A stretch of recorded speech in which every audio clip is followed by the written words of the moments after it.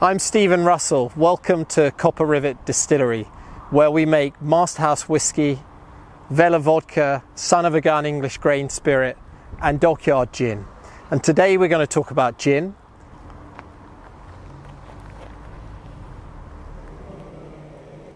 So welcome to Rivet Distillery. We're going to spend some time talking about the process of how we make gin. But before we do that, I wanted to share with you why our distillery is special. We're one of the few distilleries in the country that makes alcohol from scratch, and that will enable us to show you all the way from grain to brewing to distillation, and then also to the flavour profiling and blending.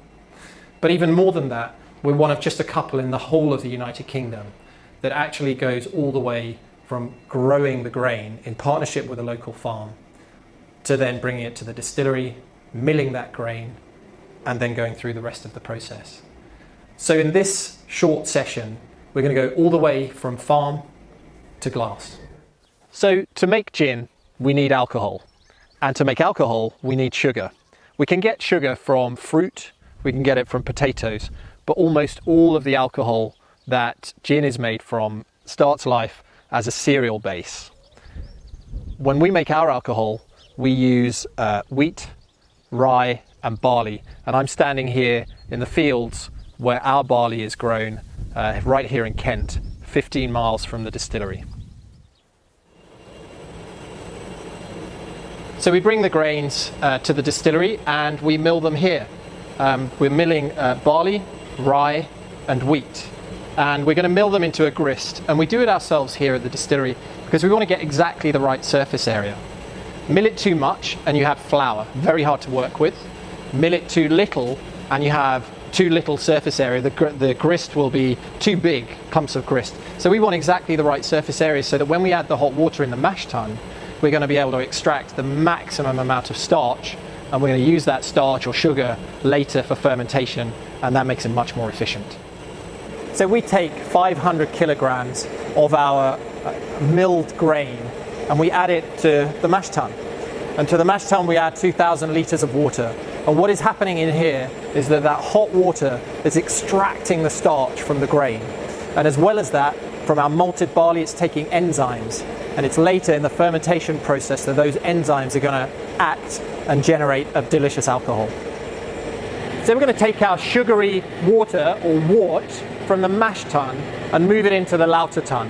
The lauter tun behaves like a giant sieve, effectively separating the sugary water from the damp, soggy grist or milled grains. The sugary water or wort is going to go to fermentation tanks for the fermentation that we'll talk about in a minute. And the grist, soggy grist, is dried down. We store it through the summer and then we send it back to the farm so they can feed their cattle through the cold winter months. And here's half a ton of that spent grain, which will go back to the farm so they can feed those cows this coming winter. So we're at the fermentation stage of the overall process. And what does that mean? That means taking that sugary wort from the mashing and the lautering process and turning it into alcohol. We're going to do that by adding yeast.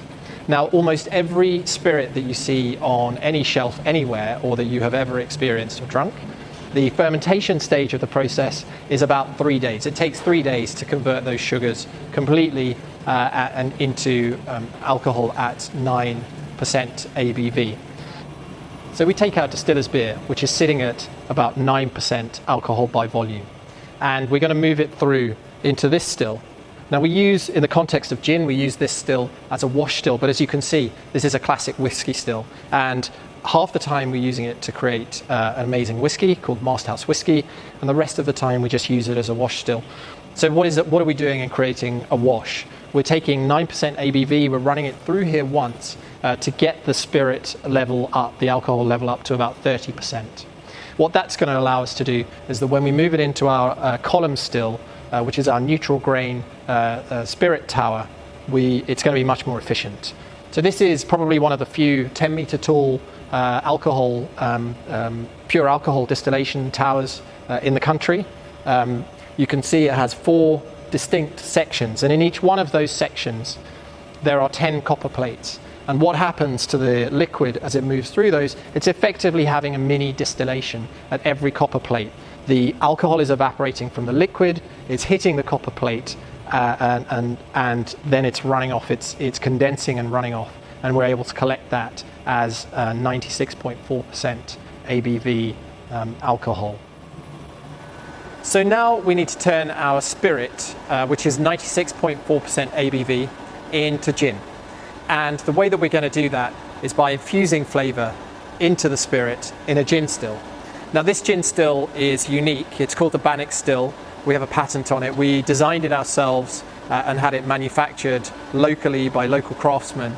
And actually that's the case with all of our other stills and equipment as well.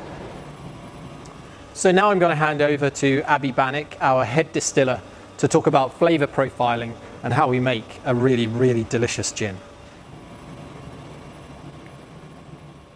Hi, my name is Abhi. I'm the head distiller at Rivet Distillery.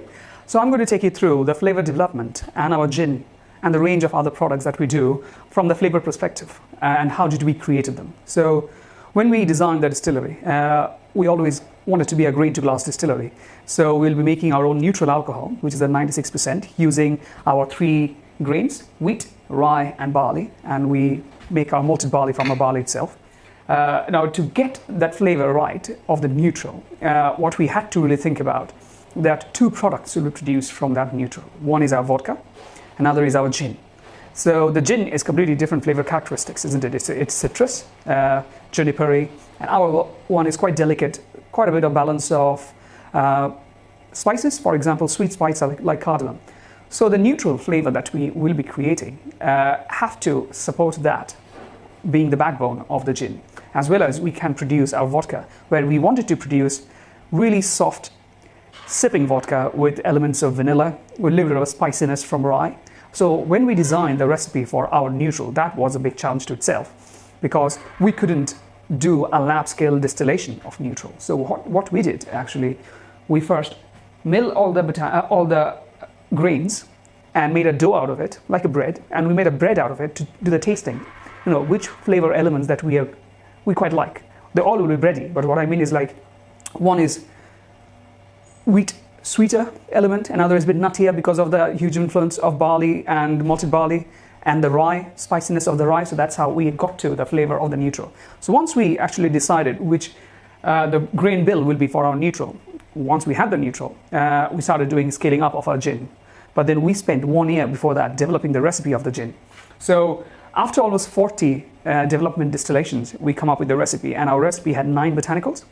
So we actually approached the flavor creation like how a perfumist is going to do. So first what we did, we created a base flavor. So our base flavor, then we created a mid note and the top note. So as I said, we produced almost 40 different variants of it till we got to the stage how we got our recipe of our gin after 40. And also because Janet is a patented gin stillist, we do the distillation completely differently. We do get a lot of product out by distillation. Now, technical term wise, in a gin distillation, you typically collect between 65 to 70% of product as alcohol product out. We collect around 80 to 85 without having any burnt flavor or vegetal note. So that is one great thing about it. But also because we collect more oils, it also gives a gravity to the gin. So in your mouth, it lingers longer. So yeah, give it a try. They're all natural product. Because it's also natural product, and we do not put any additive to take any proteins out, so it might develop some sedimentation like any fine wines does. But yeah, give it a try. They're all natural product. So I hope you found that informative, and maybe it filled in a few blanks about gin and the world of distilling and the processes that we run. I just want to say thank you very much for watching, and I hope we see you very soon in person here at Rivet Distillery.